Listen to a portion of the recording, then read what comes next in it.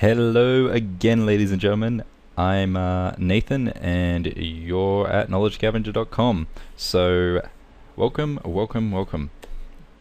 Alright, so this is the second official video for knowledgescavenger.com, but it's still not the first official lesson. I'm sort of considering this another introduction video.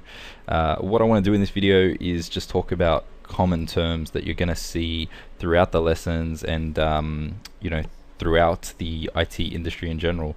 So I've compiled a list of what I think are going to be the most common terms that are going to keep coming up throughout the lessons and that you sort of need to know, just so I don't have to keep writing them into every single lesson, because really there's no point.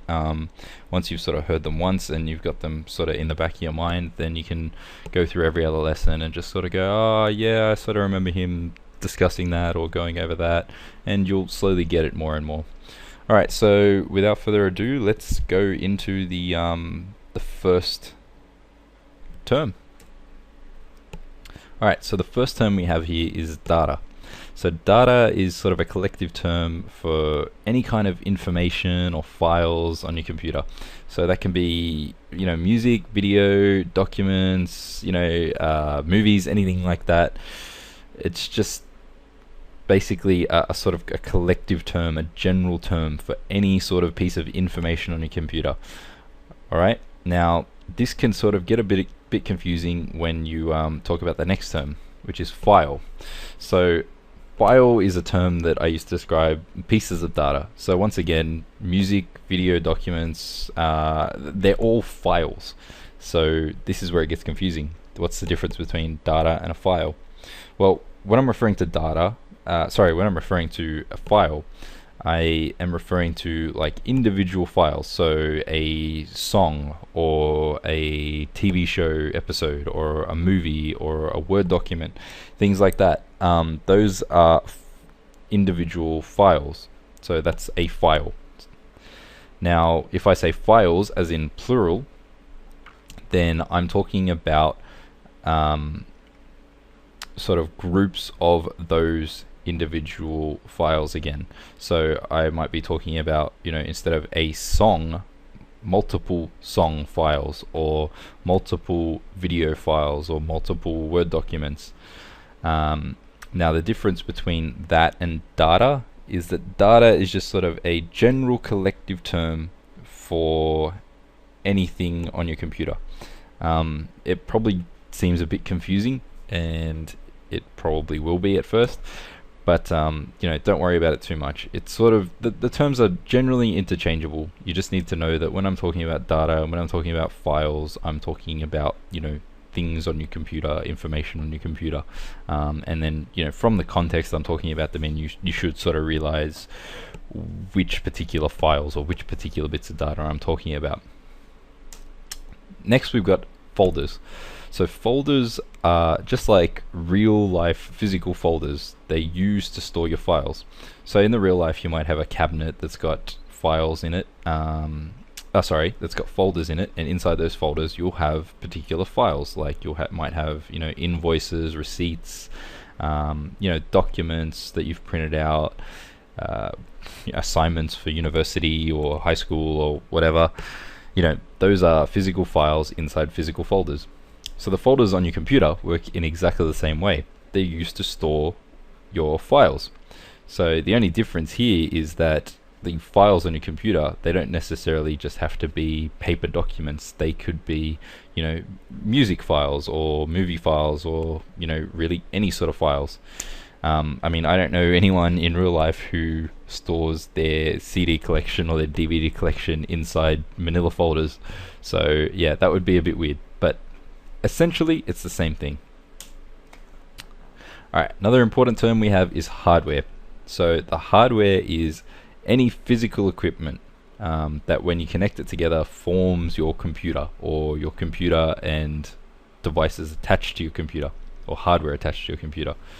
So examples of hardware can be your keyboard, your mouse, your monitor, if you've got a laptop, the physical laptop itself is hardware.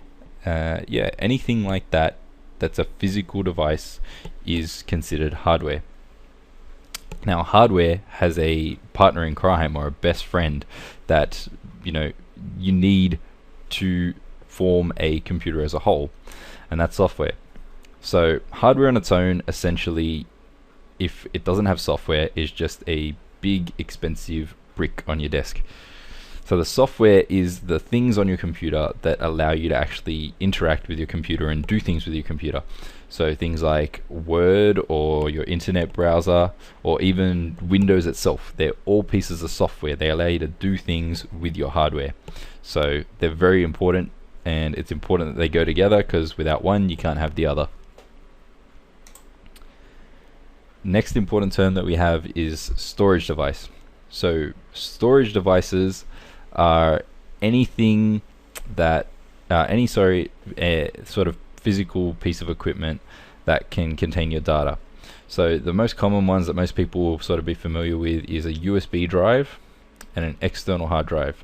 So the USB drive we have here on the left, skipping ahead there, and the external hard drive we have here in the middle. Most people will have seen these and probably own one that they've bought from their local electronics store or their local sort of I don't know, supermarket or anywhere. Like, you can buy them pretty much anywhere nowadays. I think even petrol stations or whatever sell them nowadays. So those ones are pretty common, and most people know about them. You stick them in your computer, you can copy files onto them, and away you go. Happy days. The one on the right, a lot of people probably wouldn't have seen unless you've looked inside a computer, and that's a hard drive, or an internal hard drive if you're using it as a comparison to an external hard drive. So it's basically works exactly the same way as a USB drive or an external hard drive, except that it's inside your computer, and it's usually what your operating system, such as Windows, is installed on, and we'll get to operating systems in the next lesson. And all of your files and everything like that are generally stored in the hard drive inside your computer. So storage device is just a collective term to refer to anything like that that can hold your data or your files on it. Screen. So your screen is what you are looking at right now. It's what you're watching this video on. It's what you do your Facebook browsing on, and your internet browsing, and check your emails, and you look at all those pretty graphics and colors. That's all happening on your screen. So monitor and screen, is there a difference? For me, yes, there is. So for me, a monitor is the physical device that's sitting on your desk. It's the piece of hardware. The screen is the part that you're looking at, and that is displaying all those pretty colors and this video, and allowing you to watch me sort of go through this stuff right now. I mean, if you ask most people, if you say to most people monitor or screen, they're gonna pretty much understand what you're talking about, and it's pretty much the same thing. And really, I probably wouldn't correct you either. It's just that for these lessons, I'm going to say that there's a difference. If I'm talking about a monitor, I'm talking about the hardware thing that sits in your desk. If I'm talking about the screen, I'm talking about the part that you look at, and the part that you're going to be doing most of the stuff on your computer on. Finally, the last term we've got here is PC. So PC literally stands for personal computer. You don't need to remember that. If you do, awesome.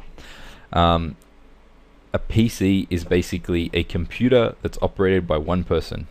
So back in the olden days of computer times, the 70s and the 80s and whatnot, you had these sort of universities and these big computer labs that had these massive computers that would take up whole rooms, and one person by themselves couldn't operate the thing. They couldn't use it. Like, they needed multiple people working on this thing to actually use it and get something out of it. Times have changed since then. I'd be very surprised if any of you actually found a computer that required more than one person sitting in front of it to operate. There's still some big businesses out there that might be using computers that require more than one person to operate, but most computers nowadays are they're really only going to need one person. Now, Macs versus PCs.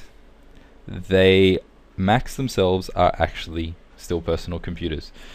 You know, I'm sure everyone's seen those ads from the 2000s, the early 2000s. You know, I'm a Mac, I'm a PC, with Justin Long and that other fat guy who was playing the PC. You know, with Apple, sorry, trying to basically distinguish themselves from the PC. Here's a little secret. Macs are still personal computers. They are computers that are operated by one person, so they're still a PC. Just a little bit of history and trivia to throw in there at the end, really. Yeah, so that's it. So those are the most common terms that you will come across throughout these lessons, and probably some of the most common terms that you'll come across throughout using a computer, or you know, in the industry, if you're in the industry or somehow attached to the industry. So yeah, if this list is going to change, which it probably will in the future, because I made this list before creating any lessons and going, oh hey, I'm using this term a lot, I'm using this term a lot. If this list is going to change, it's going to change on the knowledgescavenger.com website. So if it changes and you're watching this on YouTube, you know, head over to knowledgescavenger.com and check out the list and make sure it's not been updated. If it has been updated, I'll try and update the comments, the description on YouTube, just to let you know. But yeah, otherwise, generally these are the most common terms that you're going to see.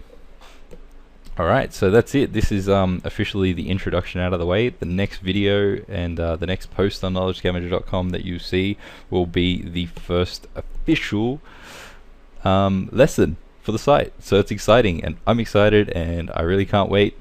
So yeah, see you guys on the site for the next lesson. Cheers.